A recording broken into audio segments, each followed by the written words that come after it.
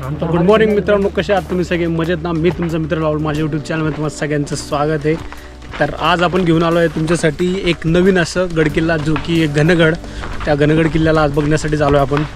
तर मुळशीकडनं येताना ज्यावेळेस आम्ही आलो तर लोणावळ्या साईडने ना, कोणानंतर मग आम्ही परत कोरीगड केला. कोरीगड क्रॉस केल्यानंतर परत मग आम्हाला कोरीगडपासून एक 20 मीटर अंतरावर राईट घेतला. राईट घेतल्यानंतर मग आम्हाला बांबुर्डे गाव लागलं आणि त्या गावाच्या इथून आम्ही आता आपला घनगड किल्ला करणार आहेत. घनगड किल्ल्यापासून जेव्हा स्टार्ट करतो आपण, तेव्हा स्टार्ट केल्यानंतर आपल्याला आहे ना राईट साईडला तैलबैल दिसतो. तैलबैल दिसल्यानंतर आणि त्याच्याच समोर आपल्याला घनगड किल्ला दिसतो. तर अशा एवढ्याच एरियामध्ये, जो की हा 5-6 किलोमीटरचा जो एरिया आहे, एवढ्याच एरियामध्ये आपल्याला कमीत कमी 4 ते 5 किल्ले दिसतात. तेव्हा किल्ल्यांपैकी आज आपण करणार आहोत सुधागड किल्ला, घनगड किल्ला कव्हर करणार आहोत. तर चला जाऊन बघूया. अशा रीतीने जेव्हा पायवाट चालू करतो ना आपण चालायला चालू केल्यानंतर आपल्याला हा समोर दिसतो, आपल्याला घनगड किल्ला दिसतो. समोरून दिसतो आपल्याला जो पहिला महाप्रवेशद्वार दिसतो. त्यानंतर तो दगड पडलेला आहे बघा, तो त्या आकाराने दगड पडला तो दिसतो. तिथून थोडं पुढे गेल्यानंतर रेलिंग दिसते. रेलिंग नंतर बुरुज, ते वर चढून गेल्यानंतर आपल्याला तो दिसतो दुसरा महादरवाजा, हा बुरुज दिसतो. आणि त्याच्यानंतर मग आपल्याला हा कोरीगडची एवढी साईज दिसते बघा.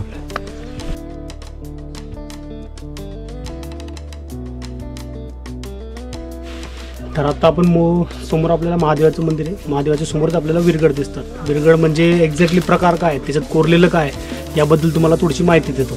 जी की समोरच बोर्डावर आहे त्याप्रमाणेच तुम्हाला मी सांगतो. आणि आपल्या समोर विरगड दिलेली. विरगडचा अर्थ सिंपल असा होतो की ज्यांनी देव, देश, धर्म व आपल्या राज्यासाठी व आपल्या गावासाठी ज्यांनी बलिदान केलेलं आहे, ज्यांनी स्वातंत्र्यासाठी लढा दिलेला आहे, मुघलांसाठी वगैरे कोणासाठी, तर त्यासाठी जे वीर जे असतात, जे मरण पावलेले असतात, त्यांचे हे विरगड. म्हणजे जसं आजच्या काळात आपण जी मूर्ती कोरतो ना, त्याचप्रमाणे ही एक प्रथा म्हणजे विरगड. त्याच विरगडाबद्दल आपण थोडंसं जाणून घेऊया. हे विरगड दिलेलं आहे सिंपलचं. या विरगडावर ना पहिले जो दिलेला असतो तो स्वर्गाचं चिन्ह असतं. सेकंड टाइम महादेवाचं मूर्ती आणि ते एक पूजा करताना दिसतात की बाबा देवाला पूजा करतानाचा जो मान मिळाला आहे तो दिसतो. आणि तिसऱ्या टप्प्यात दिसतं आपल्याला की जे विरगड म्हणजे जे मृत्यू पावलेले, जे मृत्यू पावल्यानंतर जे स्वर्गात जाताना त्यांना जे अप्सरा घेऊन जातात स्वर्गात, त्यांचं हे तिसऱ्या ह्याच्यात दिलेलं आहे. आणि चौथं जे असतं की चौथ्या प्रकारात अशी गोष्ट आहे की कुठल्या सैन्यातला हा व्यक्ती आहे, म्हणजे हा घोडदळ आहे, पायदळ आहे, ह्या ज्या ओळखण्यासाठी या चौथ्या विरगडामध्ये त्याचा प्रकार दिलेला असतो की बाबा घोडदळ आहे की पायदळ आहे. अशा या विरगडाचं महत्त्व असतं की 4 टप्प्यांमध्ये दिलेलं आहे. हे 4 टप्प्यांचं महत्त्व तुम्हाला दाखवतो. आणि त्यानंतर तुम्हाला जर थोडी अजून डिटेल माहिती असेल तर आपण या बोर्डावर दिलेली आहे, बघू शकतात की विरगडाचं जे वाचन असतं ते कुठल्या प्रकारे करायचं असतं. जे की विरगड वाचन नेहमी खालच्या राखमाच्या खालून वरपर्यंत यायचं असतं. जसं की खाली लढाईचा प्रसंग दिलेला आहे, म्हणजे युद्ध करताना जो मेलेला असतो त्याचा प्रकार दिलेला आहे, पायदळ किंवा घोडदळ. दुसऱ्या टप्प्यात जेव्हा जातो तेव्हा स्वर्गरोहण होतं. स्वर्गरोहणमध्ये काय होतं, जी अप्सरा ज्या मेलेल्या वीराला वर घेऊन जाताना दुसरं दाखवलं आहे. आणि तिसरा टप्पा हा स्वर्गप्राप्ती असते. स्वर्गप्राप्ती म्हणजे ज्या ठिकाणी देवाची पूजा करण्याचं मान ज्या योद्ध्याला मिळतो. आणि चौथं जे विरगडाचं वचन असतं ते म्हणजे कलाशारोहण असतं, जे की मोक्षप्राप्तीचा संकेत असतो. असं हे विरगड आहे. आणि त्याचसमोर आपल्याला हे महादेवाचं मंदिर दिसतं बघा. हे खूप म्हणजे शिवाजी महाराजांच्या काळातलंच असावं असं हे मंदिर दिसतं, ज्याचे की फक्त आता स्ट्रक्चर दिसतं आपल्याला. हे भिंती वगैरे स्ट्रक्चर दिसतं. आणि हे आता आपल्याला बनवलेलं थोडंसं आताचं पत्र्याचं शेड वगैरे दिसतं. आणि त्यासमोर हे विरगड वगैरे दिलेलं आहे. विरगड देण्याचं कारण एक असतं की गडावर जाताना जे काय आपण विरगड बघतो त्याला बघून आपण प्रेरित झालं पाहिजे, म्हणजे मोटिवेट झालं पाहिजे. त्याला बघून आपण जी पुढची येणारी पिढी आहे त्यांनी या पिढीला बघून की त्यांनी जो पराक्रम केला त्याचप्रमाणे आपण पण एक पराक्रम करावा, यासाठी विरगडाचं महत्त्व गडाच्या पायथ्याशी दिलेलं असतं. आणि देवाचं एक मंदिर दिलं असतं, जे की आपल्याला एक श्रद्धास्थान व पॉझिटिव्ह एनर्जी देण्याचं काम करतं. आणि इथून आता आपल्या पुढे गडावर जायचं आहे. तर चला जाऊया.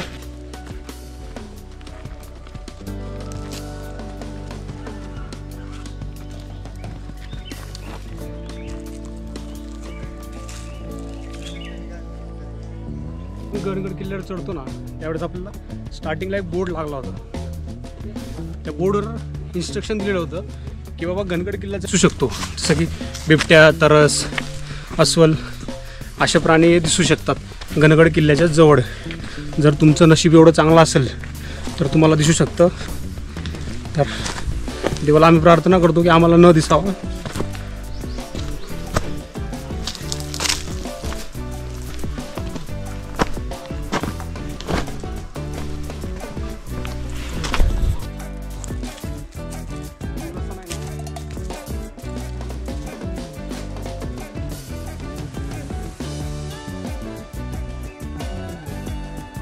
थोडं पुढे आलो आपण. थोडं पुढे आल्यानंतर आता आपल्याला नकाशा दिसतो आपल्याला, जो की आपल्याला गणगड किल्ल्याचा नकाशा दिसतो माझ्या बॅक साईडला. त्यानंतर आपण बघतो इथं दीपमाळा दिसते आपल्याला माझ्या या साईडला. ही दीपमाळा दिसते. दीपमाळा दिसल्यानंतर समोर देवीचं मंदिर लागतं. हे मंदिर आहे जे की आत्ताच्या कंडिशनमध्ये बनवलं आहे. जुनं मंदिर आहे. फक्त जी मूर्ती आहे यामध्ये जी मूर्ती आहे ती पुरातन मूर्ती आहे. बस बाकी स्ट्रक्चर आताचं आहे. मंदिराचं जे स्ट्रक्चर आहे ते आताचं आहे. बाकी दीपस्तंभ आहे. आणि इथं जो दिलेला आहे नकाशा हा बघू शकतो आपण. हा नकाशा जो आहे तो आपला गणगड किल्ल्याचा दिलेला आहे की एक्झॅक्टली कसा आहे काय आहे ते तुम्हाला दाखवतो मी. तर आपल्याला हा असा दिलेला आहे गणगड किल्ल्याचा नकाशा, ज्याचे गडाचे नाव एक म्हणजे भरपूर प्रकारे आहेत किंवा भरपूर प्रकाराने याचा उल्लेखसुद्धा केला जातो. जसं की एकोल्याचा किल्ला, कोट अकोला, धनगड असे प्रकारचे. गिरिदुर्ग किल्ला आहे. समुद्र सपाटीपासून हा एक 784 मीटरचा आहे जो की मुळशी तालुक्यात येतो, जो पुणे जिल्ह्यात आहे. त्यानंतर या किल्ल्याचा थोडासा इतिहास आपण याच बोर्डावर वाचून तुम्हाला सांगतो मी. इसवी सन 1665च्या जुन्या महिन्यामध्ये जे जून महिन्यामध्ये छत्रपती शिवाजीराजे व मुघल सैन्याने मिर्झाराजे जयसिंग जो की पुरंदरचा तह होता, सिंपल तो जे 1665 जो पुरंदरचा तह झाला त्यामध्ये जे 23 किल्ले दिले गेले त्या 23 किल्ल्यांमधला हा एक किल्ला. आणि त्यानंतर ह्या किल्ल्याचं अजून एक थोडंसं छत्रपती राजाराम महाराज जे होते त्यांच्या मृत्यूनंतर औरंगजेब मुघल आक्रमणातून घनगड मुघलांकडे गेला होता, जे की महाराजांच्या जे राजाराम महाराज त्यांच्या मृत्यूनंतर औरंगजेबाने हा किल्ला हस्तगत करून घेतला होता. त्याच्यानंतर पंताजी शिवदेव सोमन कारकिर्दी यांनी 1616 ते 1633 यांनी शंकराजी नारायण सचिव यांच्या आज्ञेने घनगड मुघलांकडून जिंकून घेतला. परत 1713 शाहू राजांकडे आलेला घनगड कान्होजी आंग्रे यांनी जिंकून घेतला. म्हणजे कान्होजी आंग्रेंचा जो इतिहास आहे, जसं की आपण कुलाबा फोर्टला बघितला होता. कान्होजी आंग्रेंनी जेव्हा समुद्रानंतर जेव्हा मावळमध्ये युद्ध चालू केलं होतं, युद्ध चालू केल्यानंतर पार जे की ताराराणी साहेबांनी सांगितलं होतं, त्यानंतर हे युद्धामध्ये घेतले होते त्यांनी आपला मावळ प्रांतापर्यंत त्यांनी मजल गाजवली होती आणि त्यापर्यंत त्यांनी मावळ प्रांतातली भरपूर किल्ले त्यांनी घेतलेले होते. मग नंतर परत अजून दिसतं आपल्याला म्हणजे 28 फेब्रुवारी 1714 रोजी तह झाला आणि त्या तहात कान्होजीचा घनगड किल्ला शाहूराजांच्या हवाली केला. नंतर घनगड किल्ला शाहूराजांकडून पेशव्यांकडे आला. म्हणजे त्यावेळेस पेशव्यांचं राज्य चालू झालं. मग 1735 वासुदेव जोशी मुरडकर व पेशव्यांचा कल्याण येथील सुभेदार त्याने पोर्तुगीजांच्या साष्टीचे ठाणे जिंकून घेण्यासाठी घनगडावरील 25 सैनिक द्यावेत. यावरून घनगडावर पेशवे काळात 40 ते 50 सैनिक तैनात असावेत असे समजावेत. आणि उत्तर पेशवाईत घनगडाचा उपयोग कैदी ठेवण्यासाठी इथे मोठे राजकीय गुन्हेगारांसाठी सामाजिक गुन्हे करण्यासाठी या कैदेत ठेवला जातात. म्हणजे बघा, स्वराज्यातील मोस्ट ऑफ किल्ले जसा वासोटा होता इंग्रजांसाठी पोर्तुगीजांसाठी ठेवला गेला होता, तसा घनगड किल्ला हा जे की गावातलेच कोणीतरी लूट वगैरे किंवा मुघल वगैरे असतील हा त्यांच्यासाठी एक कैदखाना म्हणून केला जायचा उपयोग. मग 1779 आजोजी राजे ढमाले व घनगडाचे किल्लेदार होते. त्यांच्या गडावरील कारकिर्दीत राघोबा दादा उर्फ रघुनाथ बाजीराव यांच्या पदराचा सकाराम हुरी गुप्ते या तडफदार सैन्य अधिकारी कैदेत होता. त्याचा मृत्यू याच किल्ल्यावर झाला. म्हणजे त्यांची समाधी पण बहुतेक असू शकते, पण त्याचा अवशेष दिसेल का नाही माहीत नाही. मग 13 ऑक्टोबर 1783 रोजी घनगड हवालदार आजोजी राजे ढमाले याला लिहिलेल्या सदनेवरून घनगडावर महिला गुन्हेगार ही होत्या ही समजते. म्हणजे बघा, महिलांसाठी सुद्धा हा एक किल्ला म्हणजे कारागृह म्हणून यूज करून घेतला. आणि दुसऱ्या पेशव्यांच्या काळात घनगड कारभारी बाळोजी कुजीर यांच्या ताब्यात होता. असा घनगड किल्ल्याचा इतिहास आहे. जसं की विकिपीडियावर आपल्याला काही दिसत नाही किंवा एवढं गुगलवर आपल्याला काही भेटत नाही. मोस्ट ऑफली इथं जो दिलेला आहे हा इतिहास तुम्हाला वाचून सांगितलेला आहे, जो की होता. मला तर काही एवढा वाचून भेटला नाही किंवा कुठे मला असं आढळला नाही, म्हणून मी हा बोर्डावरचा तुम्हाला इतिहास वाचून दाखवलेला आहे. आपण वाघजाई देवीच्या मंदिरात प्रवेश करत आहोत. गारजाई देवी मातांची मूर्ती दिसते बघा आपल्याला, जी की खूप पुरातन इतिहासातली मूर्ती दिसते आपल्याला. जय जीवन माता. खाली गारजाई देवीचं मंदिर लागलं. गारजाई देवी मंदिराच्या थोडं पुढे आल्यानंतर आपल्याला बुरुज दिसायला स्टार्ट होऊन गेला. म्हणजे गडावर पोहोचलो आपण. लोखंडी रेलिंग लागली आपल्याला आणि बुरुज दिसायला लागला. इथून आपल्याला यायचे तटबंदी वगैरे चालू झालेली. तर आता आपण घनगड किल्ल्याच्या एकदम पहिल्या पायथ्याशी म्हणजे जवळपास बुरुजाच्या जवळून पोहोचलेलो आहे. तर तुम्हाला आता एक मोठं जे की सगळ्या रीलमध्ये किंवा यूट्यूबमध्ये किंवा शॉर्ट्स व्हिडिओमध्ये तुम्ही जे बघतात फेमस पॉईंट, जे की वर हात 2 पाय करून जो पॉईंट दिसतो मारखिंडपासून, तो पॉईंट तुम्हाला दाखवतो बघा. आता या तुम्हाला बोललो मी, आता जे 2 हात 2 पाय वर करून जो फोटो काढतात मारखिंडमधून, इथंच ते खिंड आणि हा तो दगड आपल्याला, तोच तो दगड जिथं 2 हात वर केल्यानंतर शाहरुख खान सारखे पोजेस देतात पोरं, हा तीच खिंड. आपण फेमस जे इंस्टाग्रामवर सगळ्यात मोठं फेमस आहे त्या पॉईंटवर पोहोचलो आहे. त्या पॉईंटला आपण आता फोटो घेणार आहोत, व्हिडिओ पण घेणार आहोत, फोटो पण घेणार आहोत. तर अशा रीतीने मला काही झालं तर माझा जिम्मेदार निरंजन आणि सौरभ राहील. यांनी मला इथपर्यंत आणले. दगड हे ज्या दगडावर बघून सगळेजण व्हिडिओ शूट वगैरे करत असतात बघा.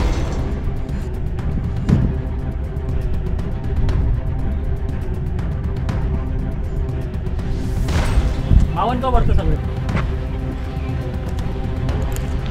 फक्त आपल्याला लागलाय पहिला प्रवेशद्वार. त्या पहिल्या प्रवेशद्वारात आपण एंट्री करूया. आता मार्केंड पार केल्यानंतर आता आपल्याला प्रवेशद्वार. चला आता 12 वाजलेले आहेत. 12च्या सुमारास आता आपण वर चढतोय. 1 ते 1.5 तास फक्त फोटो सेशनमध्ये टाइमपास केला आपण.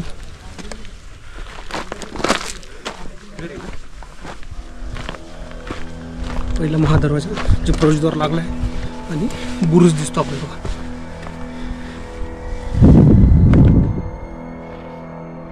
बघा बुरुजाची तटबंदी दिसते. मागं आपल्याला बुरुज दिसतात.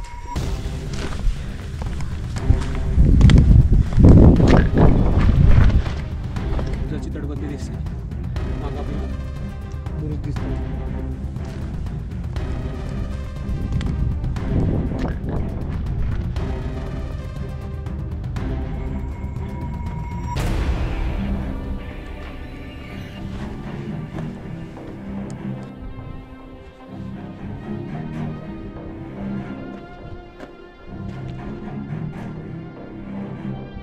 आता आपण बसलोय पहिल्या महाप्रवेशद्वाराला, जो की पहिला प्रवेश महाद्वार लागला आहे, ज्याच्यात ती बुरुज दिसतात बघा आपल्याला. बुरुजाची खांजा वगैरे दिसतात आणि थोडीशी कमान दिसते. हा बघा एक बुरुज दिसतो असा. हा बुरुजाचं स्ट्रक्चर दिसतं बघा असं. आणि या साईडने बालेकिल्ला. इकडे बालेकिल्ल्याला वर जाण्यासाठी जो रस्ता आहे म्हणजे दुसरा महाप्रवेशद्वार आहे. आणि इकडे लेणी वगैरे कोरलेली. आणि इकडे हा जो दगड आहे बघा, जो वरनं कोसळलेला आहे, ज्या आकारात हा बनलेला आहे, हा तोच दगड आहे जो प्रत्येक रीलमध्ये प्रत्येक व्हिडिओमध्ये दिसतो. त्याला कव्हर करू आपण.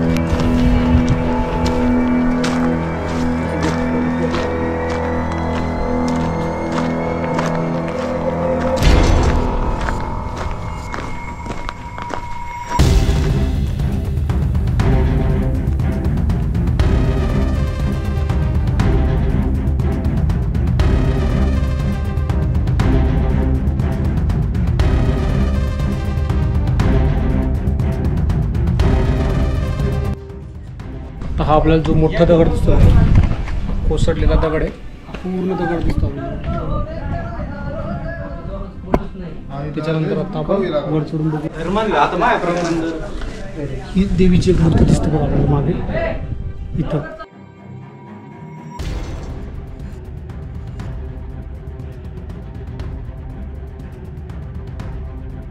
पहिल्या महादरवाजाचा प्रवेश केल्यानंतर ना आपल्याला 2 अशा गुफा लागतात, जे की ज्यात फक्त म्हणजे 4-5 लोक राहू शकतात अशी एक सोय केलेली आहे. इथं पण दिसते बघा. त्यानंतर इथं पण आहे. तर काही काम चालू असल्यामुळे मटेरियल वगैरे ठेवलेलं आहे. अशी ही गुहा दिसते. ही कातळात कोरलेली गुहा आहे. त्याच्यानंतर आता बालेकिल्ल्याला जायचं आहे, जी की आपल्याला लोखंडी रेलिंग लागलेली. त्या रेलिंगने आता आपण वर जाऊया. आणि आपल्याला ही तटबंदी दिसते बघा, बुरुजाची तटबंदी. तो कोसळलेला दगड आहे, त्यातून आपण आलो आता. आणि हा बुरुज वगैरे. आणि तिथून आपण रेलिंग चढून वर जाऊया. ही रेलिंग आहे बालेकिल्ल्याला वर चढण्यासाठी. तेवढी रेलिंग कव्हर करू. त्याच्यानंतर आता आपण गुफा वगैरे बघितली, आता आपण जाऊ बालेकिल्ल्याकडे. चला जाऊया.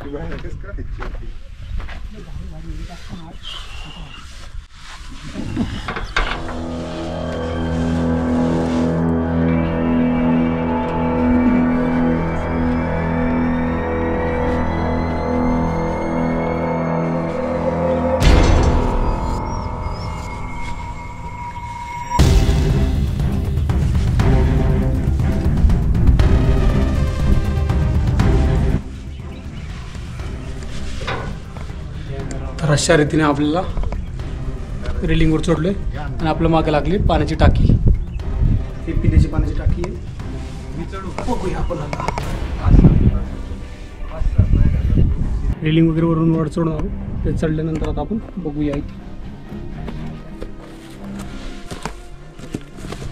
इकडे एक व्यक्ती राहू शकतो किंवा एक व्यक्ती जी चौकी वगैरे असं म्हणू शकतो तुम्ही.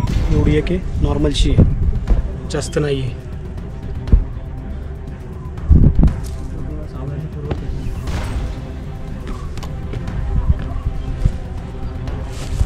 जायचं या साईडला. जे की वर बाले किल्ला आहे. इथं नॉर्मल फक्त खोकं एकदम म्हणजे चौकी टाईप केलेलं आहे, बाकी काय नाही इथं. त्याच्यानंतर चला जाऊया.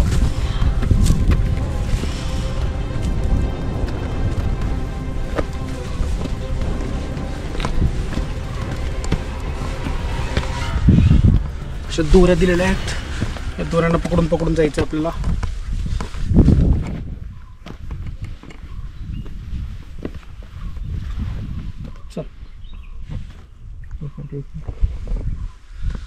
आता हेच रस्त्याने आता आपण पुढे जाणार आहे.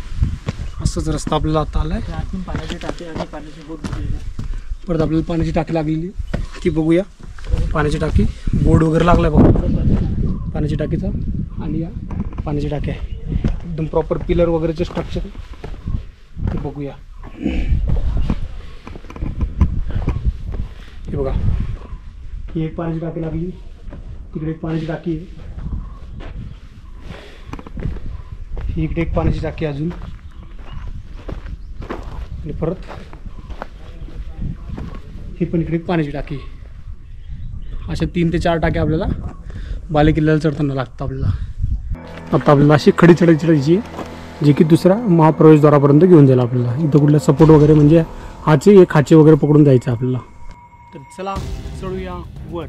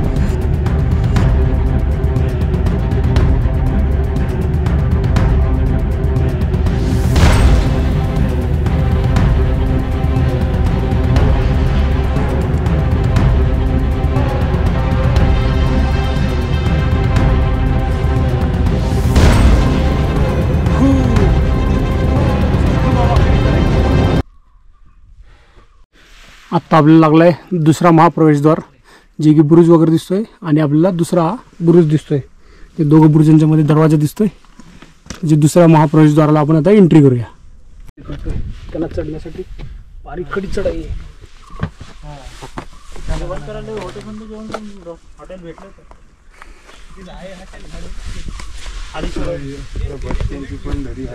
हा ते कॉर्नर.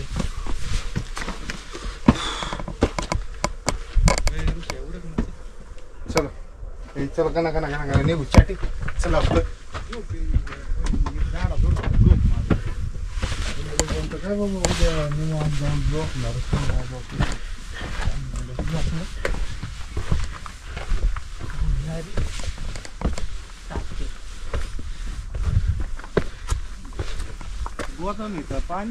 महाप्रवेशद्वाराच्या राईट साईडला जे येतो ना आपण, तेव्हा आपल्याला इकडे एक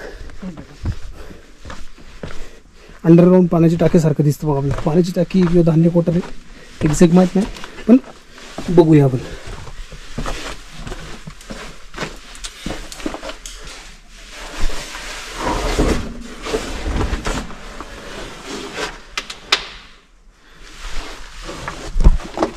असं दिसतं बघा आपल्याला. आणि थोडासा वर जाण्यासाठी रस्ता.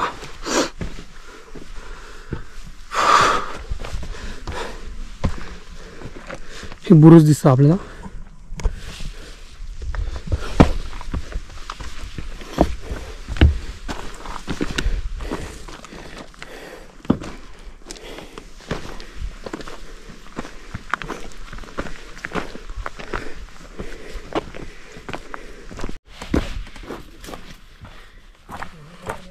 दुसऱ्या महाप्रवेशद्वारापासून आलो ना आपल्याला तटबंदी लागते, जे बुरुज लागतो बघा.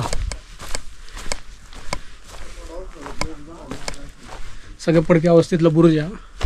बहुतेक इथं डबल लेअर असावं असं दिसतं बघा आपल्याला. हे डबल लेअर असावं, इथं दगड पडलेला दिसतो बघा.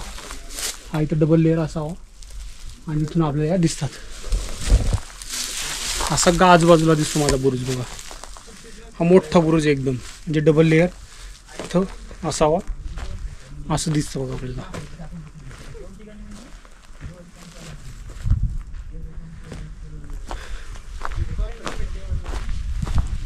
गडावरील अवशेष असे दिसतात. त्यानंतर हे बघा, ही भिंत केवढी दिसतं बघा.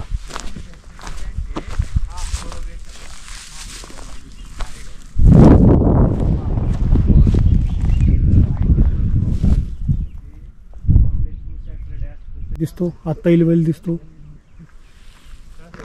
आणि असा बालेकिल्ल्याचा नजारा दिसतो बघा. इकडे बघितल्यानंतर खाली उतरून गेल्यानंतर एक पाण्याची टाकी. बालेकिल्ल्यावर जे वर असतो ना आपण, बालेकिल्ल्याच्या एक्झॅक्ट समोर आपण जे बघतो ना, सगळी मोरखिंड दिसतं आपल्याला. मारखिंड म्हणतात ज्याला.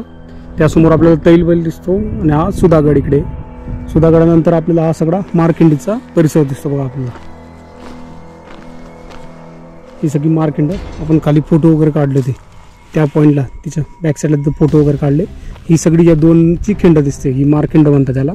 आणि त्यानंतर मग आपला बालेकिल्ला कव्हर करून त्याच्या पलीकडे बघूया आपण अजून की वाड्याचे अवशेष वगैरे दिसतात. इथं बी थोडेफार अवशेष दिसतात, जास्त काय नाही. म्हणून हे अवशेष एक बघू आणि त्याच्यानंतर आपल्याला तो झेंडा आहे तो बघू.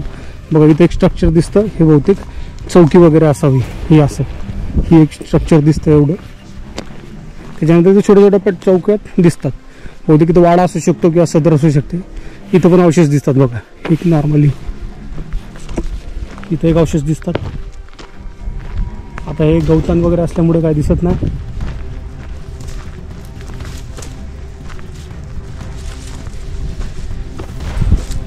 आता ही सदर आहे का काय एक्झॅक्ट माहीत नाही, पण इथं बघा हे दगड हे बघणं व्यवस्थित आहे म्हणून एवढं कळून येत नाही. तिकडे पण एक चौकी असावी, तिथं पण असावी बघा. तेवढं दोन याच्यात दिसतं. आणि हे बहुतेक अवशेष एक्झॅक्ट कसले ते बोर्ड वगैरे पण लावलेलं नाही यांनी, इन्फॉर्मेशन एवढं दिसत नाही. हा आपल्याला एवढा नॉर्मल दिसतो बघा. सगळं पडक्या अवस्थेत म्हणून आपल्याला एवढं कळून येत नाही. बहुतेक हा वाड्याचा अवशेष असू शकतो असं दिसतं आपल्याला. हा एक रूम वगैरे असू शकतो, हा हॉल वगैरे असू शकतो. इकडून उतरण्यासाठी या पायऱ्या वगैरे दिलेल्या आहेत. इकडे दरवाजा आहे.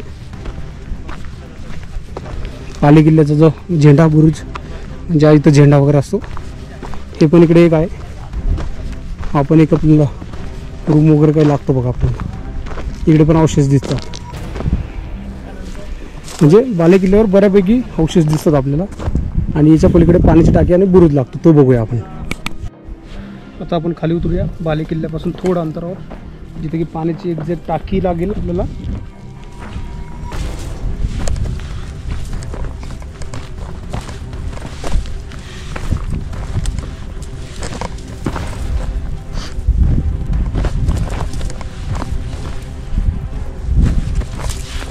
बघा माझ्या मागं तुम्हाला पाण्याची टाकी दिसेल. आता बघा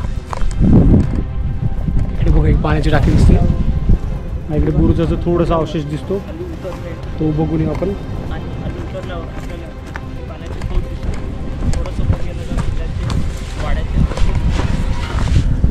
हे बघा कातरात कोरलेली टाकी लागते. हे पडके अवशेष. ही एक पाण्याची टाकी. त्याला उतरण्यासाठी पायऱ्या वगैरे पण दिलेल्या आहेत बघा. इथं पायऱ्या वगैरे पण. ही पाण्याची टाकी आहे, ही अखंड कातळात कोरलेली. आणि एक जी की तलवारीच्या पात्याच्या आकाराची जी टाकी आहे बघा पाण्याची, ही दिसते बघा आपल्याला. एक सरळ लांब लचक एक टाकी दिसते बघा आपल्याला. ही सरळच एक टाकी जी तलवारीच्या आकाराची. आणि इथून मग थोडं बघूया एक वाड्याचे अवशेष दिसल.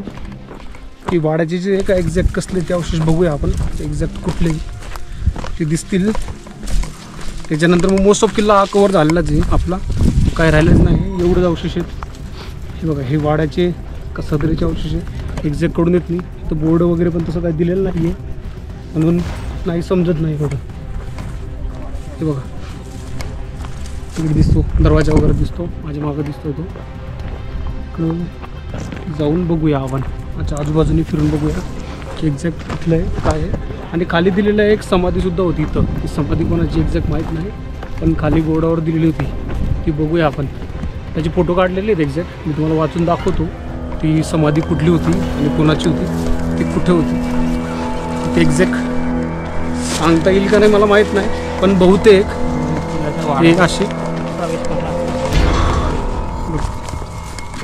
आता आपण वाड्याच्या अवशेषमध्ये प्रवेश केलेला आहे. हा असा दिसतो बघा आपल्याला वाडा. वाडा आहे का धान्याचे कोठार आहे का काय एक्झॅक्ट माहीत नाही, पण बहुतेक कोठारच असू शकतो दिसतंय असं.